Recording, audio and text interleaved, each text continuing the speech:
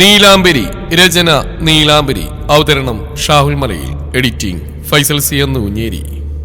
കമിഴ് നിലത്തേക്ക് വീണ കിരണിന്റെ അടുത്തേക്ക് കാവ്യ ഓടിച്ചെന്നു. മുന്നോട്ടാഞ്ഞ നീലാംബരി ആദ്യത്തിന്റെ പിടുത്തത്തിലൊന്ന് അനങ്ങാൻ കൂടി കഴിയാതെ നിന്നുപോയി.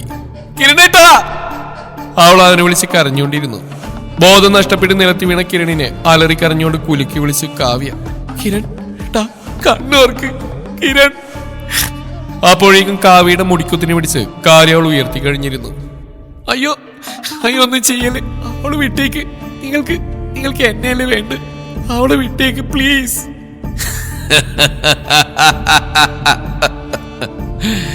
അതേടി, നിന്നെ തന്നെയാ വേണ്ടത്.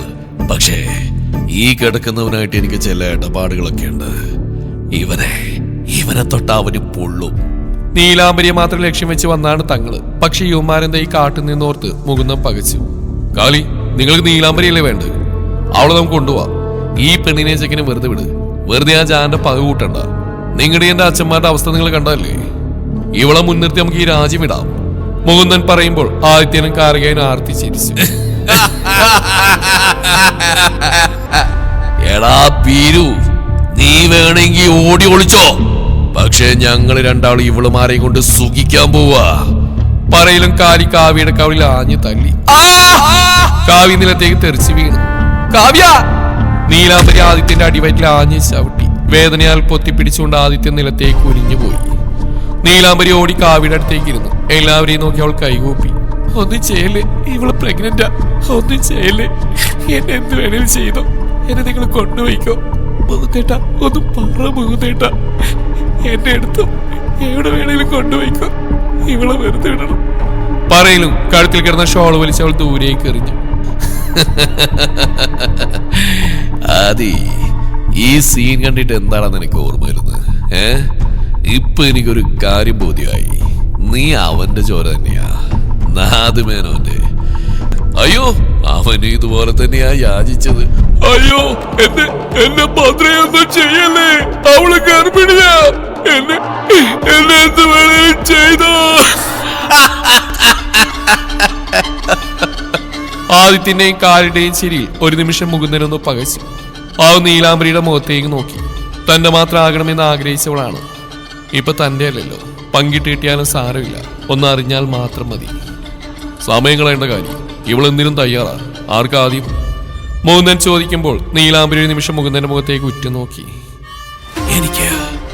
എനിക്ക് വേണം ഇവളാദ്യം. കാരി പറഞ്ഞു. ആദിത്യന് മുകുന്ദനെ സമ്മതിച്ചു. നീലാംബരിയെ റോഡിലൂടെ വലിച്ചെടുത്ത് അടുത്തുള്ള ഇടവഴിയിലേക്ക് കാരി പോവാൻ തുനിയുമ്പോൾ ആദിത്യന്റെ കണ്ണുകൾ നിലത്തിരുന്ന് നിലവിളിക്കുന്നവളിൽ പതിഞ്ഞു. മുകുന്ദനും ആദിത്യനും പരസ്പരം നോക്കിയ ശേഷം അവൾക്കടുത്തേക്ക് നടന്നു. കാവ്യ പുറകിലേക്ക് നിരങ്ങി നീങ്ങി കിരണിന്റെ അടുത്തായി സ്ഥാനം പിടിച്ചു. കിരൺ, കണ്ണു തുറക്കണം കിരൺ. അവിടെ അലർച്ചയിൽ ഒന്ന് ഞെട്ടി കിരൺ കണ്ണു തുറന്നു. ഒരു പിടച്ചിലോടെ അവൻ തലയുടെ പുറകിൽ കയ്യമർത്തി കാവ്യയെ നോക്കി. തനിക്ക് ചുറ്റും നടക്കുന്ന എന്താണെന്ന് ബോധ്യമായതും ചാടിപ്പിടഞ്ഞുകൊണ്ട് അവൻ എഴുന്നേറ്റു. ഒന്ന് രണ്ടു വട്ടം വേച്ചു പോയെങ്കിലും അവൻ കാവ്യയെ പതിയെ പിടിച്ചുയർത്തി. കാവ്യക്ക് നേരെ കൈ നീട്ടി ആദിത്യന്റെ നെഞ്ചിൽ കിരൺ ആഞ്ഞു ചവിട്ടിയ നിമിഷം ഇരുവരും ഒരുപോലെ പുറകിലേക്ക് നീങ്ങിയിരുന്നു. കാവ്യ വീണ്ടും ഓടി കിരണിന്റെ അടുത്തേക്ക് പോയി അവനെ താങ്ങി നിർത്തുമ്പോൾ കിരണിന്റെ നോട്ടം പോയത് നീലാംബരിയെ റോഡിലൂടെ വലിച്ചിഴക്കുന്ന കാരകേയനിലാണ്. തന്റെ നിസ്സഹായാവസ്ഥയോർത്ത് കിരൺ ഉറക്കി അലറി.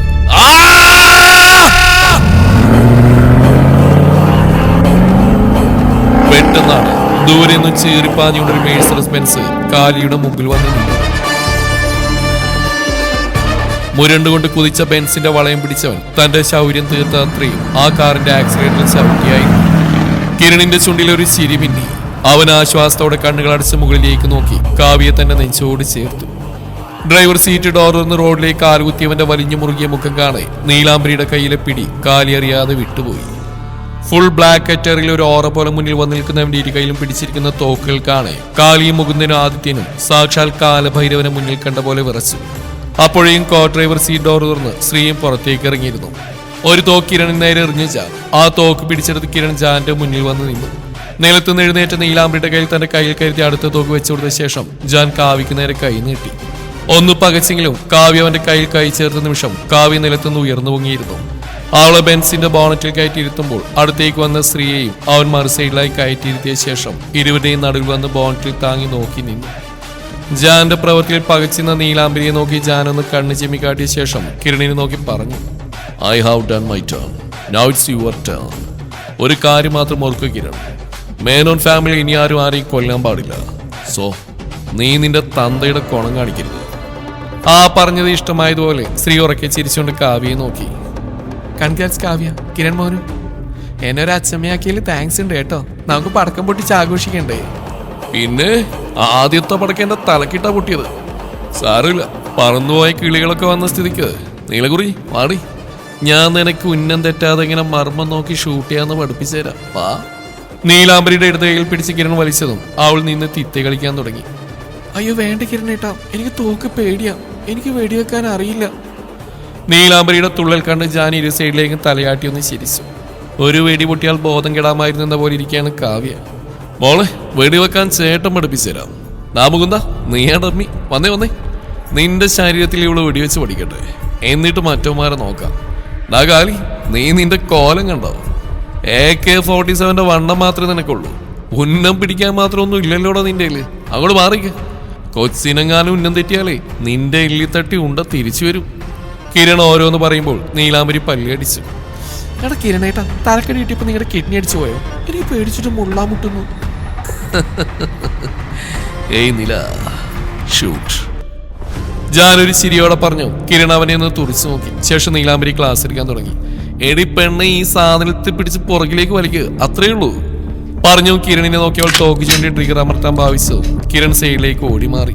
എടി പുല്ല പെങ്ങളാണെന്ന് നോക്കി ഞാൻ ഒരെണ്ണം തന്നാലുണ്ടല്ലോ. ദേ ആ കാറിൽ ചാരി ഇളിച്ചുകൊണ്ട് നിൽക്കണം നിന്റെ കെട്ടിയോടെ പോയി വെക്കിടി വെടി. അല്ലേ പിന്നെ എന്റെ പൊന്നുമോളെ, പഴം വിഴുങ്ങിയ പോലെ 3 നിരന്ന് നിൽക്കുന്ന കണ്ട നീ അങ്ങോട്ട് നോക്കി വെക്കിടി വെടി, എന്റെ നെഞ്ചത്തോട്ടല്ല. ആദി, നമ്മുടെ തോക്കവിടെ? കാലിപ്പതി ആദ്യം നോക്കി ചോദിച്ചു. കാറില. നീലാംബരി കൈ കിട്ടിയ ആർത്തിയിൽ ഞാനത് മറന്നു. എന്തായാലും അവന്റെ കൈ കൊണ്ട് ചാകുന്നതിന് മുമ്പ് മുകുന്ദൻ അവന്മാരെ നേരെ തള്ളിയിട്ട് നമുക്ക് ഓടാം. അത് കേട്ട മുകുന്ദൻ കാലിക്കും ആയത്തിന് നേരെ തിരിഞ്ഞു. ഓ ദേ, എന്നോടെങ്ങാനും കളിച്ചാലുണ്ടല്ലോ കാരി, നിന്റെ അച്ഛനെ നീയാണ് വെട്ടി പരിക്കേൽപ്പിച്ചെന്ന് എന്റെ അച്ഛനും മാമനും പറയുന്ന വീഡിയോ എന്റെ കയ്യിലുണ്ട്. ഞാനത് പോലീസിന് കൊടുക്കും. ആ നോയിക്കോ. ഉച്ചത്തിൽ അലർന്ന മുകുന്ദന്റെ അടുത്തേക്ക് കിരൺ നടന്നു. എന്താ പൊന്നടാവേ, ആ വീഡിയോ എടുപ്പിച്ചതോ ആ നിൽക്കുന്നവനാ. അതുകൊണ്ട് ഈ കാലിയെ നീ കൊന്നാ കൂടി നിന്റെ പേരിൽ കുറ്റമൊന്നുമില്ല. ഈ ഭ്രാന്തനെ കണ്ടാൽ ഉടൻ വെടിവെച്ചിടാനാ ഓർഡർ. കിരൺ പറഞ്ഞു കഴിഞ്ഞില്ല. മുകുന്ദനെ കിരണിന് മുമ്പിലേക്ക് വലിച്ചെറിഞ്ഞുകൊണ്ട് ഇരുവരും ഓടി. തിരിഞ്ഞോടുന്ന കാലിയുടെയും ആദിത്യന്റെയും മുട്ടിന് താഴെ വെച്ച് വെടിവെച്ച് വീഴ്ത്തി. അലറിക്കറിഞ്ഞുകൊണ്ട് നിലത്തേക്ക് കമിഴ്ന്നടിച്ച് വീണ ആദിത്യനെയും കാലിയുടെ അടുത്തേക്ക് കിരൺ നീലാംബരിയെയും കൂട്ടി നടന്നു ചെന്നു. അപ്പോഴും അവസരം നോക്കി രക്ഷപ്പെട്ടാലോ എന്ന് ഓർത്തിരുന്ന മുകുന്ദൻ ജാന്റെ നോട്ടത്തിൽ മുന്നോട്ട് ഒരു ചുവട് പോലും വയ്ക്കാൻ കഴിയാത്ത അറിഞ്ഞു നിന്ന് പോയി. നില മോളെ, നമ്മുടെ അച്ഛനെ ഇല്ലാതാക്കിയമാരുടെ കൂട്ടത്തിൽ യുവന്മാരുണ്ടായിരുന്നു. പക്ഷെ ആ ഒരു കുറ്റം മാത്രമല്ല യുവന്മാര് ചെയ്തു.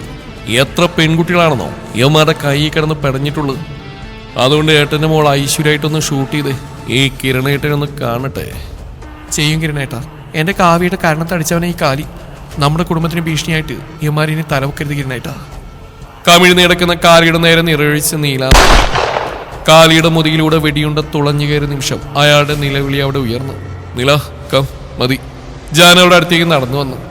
ഉണ്ണിയേട്ടാ, ഈ ആദിത്യനുണ്ടല്ലോ എന്നെ മുടി പിടിച്ചു വലിച്ചു, അവനും കൂടി വരണം. തോക്കിൽ കളിച്ച് രസം പിടിച്ച പെണ്ണ് ഫോമിലായി.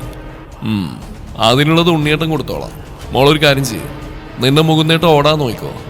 ഓടിയാ വെടിവെച്ച് കൊന്നേക്കണം കേട്ടല്ലോ. നീലാംബരി വേഗത്തിൽ നടന്നു വന്ന് മുകുന്ദനെ ചെയ്ത് നോക്കി ഒരെണ്ണം പൊട്ടിച്ചു. എന്റെ കണ്ണിൽ നീ വെറും പുഴുത്ത പട്ടിക്ക് സമോ. ആ നിന്നോട് എണ്ണി പറഞ്ഞ് പൊളം കൊള്ളാൻ മാത്രം എനിക്കൊന്നുമില്ല. ശേഷം ഒരു ചിരിയോടെ മുകുന്ദന് നേരെ തോക്കിയുണ്ട് അങ്ങനെ തന്നെ നിന്നു. മുകുന്ദൻ പകയോടെ അവൾ നോക്കി പല്ല് കടിച്ചു. നീ ജാൻ കാറിന്റെ ഡിക്കി തുറന്നൊരു വാള് പുറത്തെടുത്തു. ശേഷം ആദിത്യന്റെ അടുത്തേക്ക് നടന്നു നിന്നു. നടക്കാൻ പോകുന്ന കാര്യത്തിൽ എന്തോ പന്തിയെടുത്ത് തോന്നിയ കാവ്യ ശ്രീയുടെ തോളിൽ മുഖം ഒളിപ്പിച്ചു. ആദിത്യ, നിന്റെ പപ്പയോടൊരു കാര്യം ആവശ്യപ്പെട്ടു. നിന്നെ ജീവനോടെ വേണമെന്ന്. അതുപോലെ പോലീസിന് നിന്നെ വിട്ടുകൊടുക്കാൻ പാടില്ലെന്നു. നിന്നെയും അങ്ങേരെയും പോലീസിന് വിട്ടുകൊടുക്കില്ലെന്ന് ഈ ജാൻ നിന്റെ പപ്പക്ക് വാക്കും കൊടുത്തു. സോ നീ എന്റെ അങ്കിളുടെ ഒരു കൈയെടുത്തതിന് പകരമായിട്ട് നിന്റെ ഈ 2 കൈകളും ഇവൻ കിരൺ ഇവനങ്ങ് എടുക്കുക. കിരണിന്റെ നേരെ വാൾ നീട്ടി ജാൻ തിരികെ മുകുന്ദന്റെ നേരെ നടന്നു. അപ്പോഴേക്ക് ആദിത്യന്റെ കൈ മുറിച്ചു മാറ്റുന്ന തിരക്കിലായിരുന്നു കിരൺ. ആദിത്യന്റെ അലർച്ച വന്യമൃഗങ്ങളുടെ അമർച്ച പോലെ വികൃതമായി പ്രകൃതിയിൽ ലയിച്ചു. പുറകിൽ നടക്കുന്ന സംഭവങ്ങൾ വെറും നിസ്സാരമെന്ന പോലെ ഇരു പോക്കിലും കൈ കടത്തി സാവധാനം തന്റെ തീർക്ക് നടന്നു വരുന്ന ജാനെ നോക്കി മുകുന്ദൻ ഉമിനീരിറക്കി. മുകുന്ദന് മുന്നിൽ നിൽക്കുന്ന നീലാംബരിയുടെ പുറകിൽ വന്ന് ഇന്ന് അവളുടെ കഴുത്തിൽ ചുംബിച്ചു ജാൻ. ശേഷം മുകുന്ദനെ നോക്കി. മുകുന്ദൻ, നീ വെറൊരു കൊതുക, മോസ്കിറ്റോ. നിന്നെ ഞാൻ തൊടില്ല. കാരണം ഇവിടെ സംഭവിച്ചൊക്കെ ചെയ്ത ആരാടാ? നീയാ. മനസ്സിലായോ? നിന്റെ അച്ഛനെയും അമ്മാവനെ ഇല്ലാതാക്കാൻ കാലകേയം ശ്രമിച്ചതിന് നീ പ്രതികാരം ചെയ്തു. That's it. ജാൻ പറയുന്നതായിട്ട് മുകുന്ദൻ പകച്ചിന്ന് പോയി. പക്ഷെ ജാനോട് അപേക്ഷിക്കാൻ അവന്റെ അഭിമാനം അവൻ അനുവദിച്ചുമില്ല. ആദിത്യന്റെ കൈകൾ വെട്ടിമാറ്റിയ ശേഷം കിരൺ ആ വാൾ അവന്റെ മേൽ തന്നെ വലിച്ചെറിഞ്ഞു. ശേഷം ബാഹുബലി നടന്നു വരുന്ന പോലെ കിരൺ നടന്നു വരുന്ന കണ്ട കാവ്യ അതിലെ കാലികേനെ പോലെ ഏതോ അജ്ഞാത ഭാഷയിൽ തെറിയും വിളിച്ച് വണ്ടിയുടെ പുറത്തുനിന്ന് എടുത്തിയാടി ഓടി വാള് വെക്കാൻ തുടങ്ങി. പെട്ടെന്നാണ് ഒരു പോലീസ് ജീപ്പും പുറകിൽ മറ്റൊരു വാഹനോടേക്ക് ചീറിപ്പാഞ്ഞു വന്നു. പോലീസ് ജീപ്പിൽ നിന്ന് കുറെ പോലീസുകാർ ഓടി ഇറങ്ങി എല്ലാവരെയും വലവെച്ച് നീങ്ങി. ശ്രീ ബെൻസിന് മുകളിൽ നിന്നും താഴേക്ക് ഇറങ്ങി. ജാൻ നീലാംബരിയുടെ കയ്യിൽ നിന്ന് തോക്ക് കയ്യിൽ വാങ്ങിയ ശേഷം അവളെ ചേർത്ത് പിടിച്ചു. പോലീസ് ജീപ്പിന് പുറകിൽ പാർക്ക് ചെയ്തിരുന്ന കാറിൽ നിന്നും ACP റയാൻ വേഗത്തിൽ പുറത്തേക്ക് ഇറങ്ങി. അവൻ എല്ലാവരെയും നോക്കിയ ശേഷം കാലകേന്റെ അടുത്തേക്ക് ചൂടുകൾ വെച്ചു.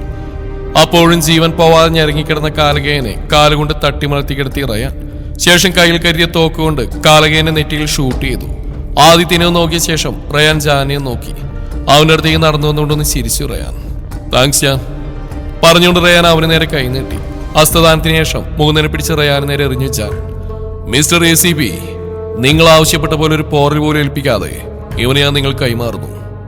ACP റയാനും ജാനും തമ്മിൽ എന്താണ് ഇടപാടെന്ന് ആർക്കും തന്നെ മനസ്സിലായില്ല. എന്താണ് മിസ്റ്റർ മുകുന്ദൻ, നിനക്കെന്നെ മനസ്സിലായില്ലല്ലേ? Okay then. നീലാംബരിക്ക് എന്നെ ഓർമ്മയുണ്ടോ? എന്റെ പേര് റയാൻ. നീലാംബരി ഒന്നും മനസ്സിലാതെ അവരെ നോക്കി നിന്നു. നീലമോളെ റുബീനെ നീ ഇത്ര വേഗം മറന്നോടാ? ആ ചോദ്യം കേട്ടത് അവൾ കണ്ണു നിറച്ചുകൊണ്ട് റയാനെ ഉറ്റുനോക്കി. ഇക്കു അവൾ പതിയെ വിളിച്ചു. അത് ഇക്കു തന്നെയാ. കോളേജിൽ പഠിക്കുമ്പോൾ നിന്റെ ബെസ്റ്റ് ഫ്രണ്ടായിരുന്ന റുബീനയുടെ ബ്രദർ റയാനാണ് ഞാൻ. അവളുടെ ഇക്കു. അവൾ പറഞ്ഞ നീലാംബരിയുടെ എല്ലാ കാര്യങ്ങളും എനിക്കറിയായിരുന്നു. എന്റെ സമ്മതം വാങ്ങിയ അവളുമോളുടെ തറവാട്ടിൽ കുറച്ചു ദിവസം താമസിക്കാൻ വന്നത്. അന്ന് ഞാനും പഠിക്കുക. ആ തറവാട്ടിൽ വെച്ച് എന്റെ റുബീന മോളെ മുകുന്ദന്റെ അടിവയറ്റിൽ ആഞ്ഞു തൊഴിച്ചു റയാൻ. മുകുന്ദൻ നിലവിളിച്ചുകൊണ്ട് നിലത്തേക്കിരുന്നു പോയി. അവനെ നോക്കി റയാൻ വീണ്ടും തുടർന്നു. പക്കാ ഓർത്തഡോക്സ് ആയ ഒരു ഫാമിലിയായിരുന്നു ഞങ്ങളുടേത്. കുടുംബത്തിന്റെ അഭിമാനം നഷ്ടാവെന്ന് കരുതി അവളെയും പൊതിഞ്ഞു പിടിച്ച് ഞങ്ങൾ ഈ നാട്ടിൽ നിന്ന് നാട് വിട്ടു. പക്ഷെ ഞങ്ങളെക്കാൾ ആത്മാഭിമാനം കൂടുതലായിരുന്നു അവൾക്കെന്ന് ഞങ്ങൾ അറിയാതെ പോയി. ഒരു ചുരിദാർ ഷോളിന്റെ അറ്റത്ത് ജീവിതം അവസാനിപ്പിക്കാൻ അവൾ ശ്രമിച്ചു. അന്ന് തുടങ്ങിയതാ ഇവനോടുള്ള പക വീട്ടാൻ ഒന്നുകിൽ പണം വേണം, ഇല്ലെങ്കിൽ അധികാരം കയ്യിൽ വേണം. ഇത് രണ്ടുമില്ലാത്തവൻ പക വീട്ടാൻ പോയാൽ മൂക്കും കുത്തി നിലത്ത് വീഴുന്ന് എന്റെ ഉപ്പ പറയായിരുന്നു. എന്നെ നഷ്ടമായാൽ എന്റെ ഉപ്പയും അനാഥരാവും. അന്നു മുതൽ അധികാരം കയ്യിൽ കിട്ടാൻ പരിശ്രമിച്ച് ഞാൻ കിട്ടി. പക്ഷേ അതൊന്നും വെറൊരു മുകുന്ദന് വേണ്ടിയായിരുന്നില്ല. എന്നെ പോലെ പെങ്ങളെ സ്നേഹിക്കുന്ന ഓരോ ആംഗ്ലമാർക്കും വേണ്ടി, ഇവനെ പോലെയുള്ള മുകുന്ദന്മാരെ ഒരു പാഠം പഠിപ്പിക്കാൻ വേണ്ടി. പക്ഷേ ഇവനെ ഞാനൊരു നിയമത്തിനും വിട്ടുകൊടുക്കില്ല. നിലത്തുനിന്ന് മുകുന്ദനെ പിടിച്ചെഴുന്നേൽപ്പിച്ച് അവന്റെ മുടിൽ പിടിച്ച് മുഖമുയർത്തിച്ചു റയാൻ. മുകുന്ദ, നീ എന്റെ ഇരയാ. നിന്റെ സുന്നത്ത് കല്യാണം ഒരു ACPയുടെ നേതൃത്വത്തിലാണ് നടന്നതെന്ന് നിനക്ക് ഭാവിയിൽ പറഞ്ഞ് അഭിമാനിക്കാം. പറയിൽ മുകുന്ദനെ പോലീസുകാർക്ക് നേരെ വലിച്ചെറിഞ്ഞു റയാൻ. നീലാംബരി റയാന്റെ കാലിലേക്ക് വീണു. ഇക്കു, എന്നോട് ക്ഷമിക്ക്. നേരിട്ട് കണ്ടിട്ടില്ലെങ്കിലും അവളുടെ ഫോണിലൂടെ ഇക്കുന്ന് ഞാൻ ഒരുപാട് വിളിച്ചിട്ടുള്ള എല്ലാം ഞാൻ കാരണം. അവളോട് ഞാൻ തൊഴുത് പറഞ്ഞ എൻ്റെ ഒപ്പം വരണ്ടാന്ന്. പക്ഷെ ഒരേ വാശിയായിരുന്നു അവൾക്ക്. ഈ നിമിഷം വരെ അവൾ എവിടെയോ സന്തോഷമായി ജീവിക്കുന്നുണ്ടെന്നാ ഞാൻ കരുതിയത്. എഴുന്നേൽക്ക് മോളെ. നീ എന്റെ റുബീനെ പോലെ തന്നെ എനിക്ക്. നിന്നെ ആ തറവാട്ടിൽ നിന്ന് രക്ഷിക്കണമെന്ന് അവൾ എപ്പോഴും പറയായിരുന്നു. പക്ഷെ അന്നത്തെ നെട്ടോട്ടത്തിനിടയിൽ എനിക്കതിന് കഴിഞ്ഞില്ല. ട്രിവാൻഡ്രത്തേക്ക് പോസ്റ്റിംഗ് ആയിരുന്നു നിന്നെപ്പറ്റിയ ഞാൻ ആദ്യം അന്വേഷിച്ചത്. അപ്പോഴേക്കും നീ ലോകത്തിൽ വെച്ച് ഏറ്റവും സുരക്ഷിതമായ കൈകൾ എത്തിക്കഴിഞ്ഞിരുന്നു. ജാനെ നോക്കിയാണ് റയാൻ അത് പറഞ്ഞത്. ഇനിയിപ്പോൾ ആരും നിന്നെ രക്ഷിക്കാൻ എത്തിയിരുന്നില്ലെങ്കിൽ കൂടി നിന്നെ തേടി ഞാൻ എത്തിയനെ. റുബീന, അവൾക്കൊന്നും പറ്റിയിട്ടില്ല. നിക്കഴിഞ്ഞ ദുബൈയിൽ സെറ്റിൽഡാണ് ആള്. സസ്പെൻസ് ഒളിഞ്ഞ സ്ഥിതിക്ക് ഞാൻ വിളിക്കാൻ പറയാം. നീലാംബരി സന്തോഷത്തോടെ കണ്ണുനീർ തുടച്ചു. കിരൺ, ACP ഈ കാര്യങ്ങളൊക്കെ എന്നോട് ഈയടക്കാ പറയുന്നത്. കാലകേന്റെ പുറമെ ഞാനും ഉണ്ടെന്ന് അറിഞ്ഞു. ഈ മൂവരെ ACPയുടെ കയ്യിൽ ആദ്യം കിട്ടിയാൽ ആദ്യത്തിന്റെ ജീവൻ മാത്രം ഞാൻ ACPയോട് ആവശ്യപ്പെട്ടു. മറിച്ച് എന്റെ കയ്യിലാണ് കിട്ടുന്നെങ്കിൽ മുകുന്ദനെ ഒരു പോറൽ പോലും ഏൽപ്പിക്കാതെ തിരികെ തരാമെന്ന് ഞാനും ACPക്ക് വാക്കുകൊടുത്തു. ജാൻ കിരണിന് തങ്ങളുടെ ഡീൽ എന്തായിരുന്നെന്ന് വ്യക്തമായി കൊടുത്തു. റയാൻ ജാന്റെ കയ്യിൽ നിന്ന് കിരണിന്റെ കയ്യിൽ നിന്ന് തോക്കുകൾ വാങ്ങി ഒരു പോലീസുകാരനെ നേരെ നീട്ടി. കിരൺ ഒരു പകപ്പോടെ ജാനെ നോക്കി. നത്തിങ് കിരൺ, ഈ 2 തോക്കും ആ വാളൊന്നും നമ്മുടെയല്ല. മേൽമംഗലമനിൽ കാലിയുടെ ബെഡ്റൂമിൽ അവൻ സൂക്ഷിച്ചു വെച്ചിരുന്ന ദി കേസീസ്. അച്ഛൻ അനിരുദ്ധനെയും അയാളുടെ കൂട്ടുകാരന്മാരായ ശശിധരനെയും ദത്തനെയും കാലകേൻ എന്ന സൈക്കോ കൊല്ലാൻ ശ്രമിച്ചു. ഒളിവിൽ താമസിക്കുന്നതിനിടയിൽ കാലകേൻ തന്റെ കൂട്ടുകാരൻ ആദിത്യനെ വെട്ടി പരിക്കേൽപ്പിച്ചു. പോലീസ് അതിസാഹസികമായി കാലകേനെ വെടിവെച്ചു വന്നു. പിന്നെ മുകുന്ദൻ, അവന് പ്രത്യേകിച്ച് കേസൊന്നുമില്ല. ACP സാറിന് അവന്റെ ബോഡി കുറച്ച് നാളത്തേക്ക് വേണം പോലും. കൈത്തരിപ്പ് മാറുമ്പോൾ ലാവണിക്ക് തന്നെ തിരികെ കൊടുക്കണമെന്ന് ഞാൻ പറഞ്ഞിട്ടുണ്ട്. പാവം, അവളും പെണ്ണല്ലേടാ. ആ ഈ ജാൻ ആരെയും കൊല്ലില്ല കിരൺ. ഒരു ചിരിയോടെ പറയുന്നവനെ കിരൺ അതേ ചിരിയോടെ നോക്കി. സൈക്കോ, നീയാടാ ശരിക്കുള്ള സൈക്കോ പറഞ്ഞോട് കിരൺ ജാനെ കെട്ടിപ്പിടിച്ചു. അപ്പോഴേക്ക് റയാൻ അവർക്ക് അടുത്തേക്ക് വന്നു. ജാൻ, ഇതോടെ തീർന്നു. അപ്പൊ കാളിയുടെ ബോഡിയും മുകുന്ദന്റെ ജീവനുള്ള ശരീരവും ഞാൻ കൊണ്ടുപോവാ. നീ ആവശ്യപ്പെട്ട പോലെ ആദ്യത്തിന് ഞാൻ നിനക്ക് തിരികെ തരുന്നു. മുകുന്ദന്റെ സുന്നത്ത് കഴിഞ്ഞ തറവാട്ടിൽ തിരിച്ചെത്തിച്ചേക്കാം. കൈയും കൊടുത്ത് വീണ്ടും കാണാമെന്ന് ഉറപ്പ് നൽകി ACP റയാൻ മുഹമ്മദ് ദാറുസ്സലാം യാത്രയായി. തുടരും ഈ കഥയുടെ ബാക്കി ഭാഗം നാളെ ഇതേ സമയം.